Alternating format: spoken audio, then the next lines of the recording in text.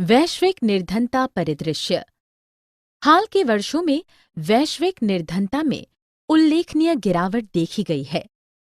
अनुमान है कि विकासशील देशों में निर्धनता 1990 के 28% से गिरकर 2000 में 21% हो गई। चीन और दक्षिण पूर्व एशियाई देश तेज आर्थिक विकास और मानव संसाधन में सुधार के कारण ऐसा करने में सफल रहे।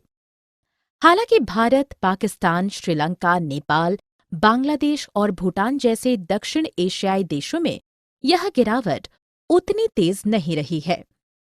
सब सहारा अफ्रीका में निर्धनता का स्तर 1981 में 41% से बढ़कर 2001 में 46% हो गया। लैटिन अमेरिका में निर्धनता का अनुपात वही रहा है। रूस और कई पूर्व साम्यवादी देशों में निर्धनता पुनः व्याप्त हो गई है। संयुक्त राष्ट्र के सहस्राब्दी विकास लक्ष्य का उद्देश्य 2015 तक निर्धनता का स्तर 1990 के स्तर से घटाकर आधा करना था।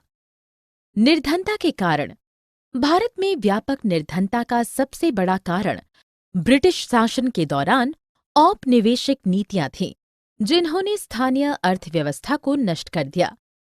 तीव्र जनसंख्या वृद्धि के साथ धीमी विकास दर 1980 के दशक तक जारी थी। इसके परिणाम स्वरूप रोजगार के अवसर कम और आय की वृद्धि दर धीमी थी। कृषि क्षेत्र में हरित क्रांति का प्रभाव केवल कुछ उत्तरी राज्यों तक ही सीमित रहा था।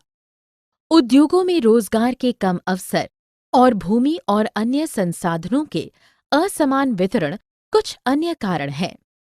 निर्धनता के लिए सामाजिक, सांस्कृतिक और आर्थिक कारक भी जिम्मेदार हैं।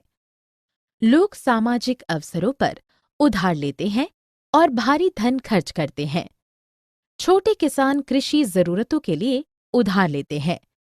कम कमाई के चलते पुनः भुगतान करने में असमर्थता के कारण ऋणग्रस्त हो जाते हैं और निर्धनता के दुष्चक्र में फंस जाते हैं।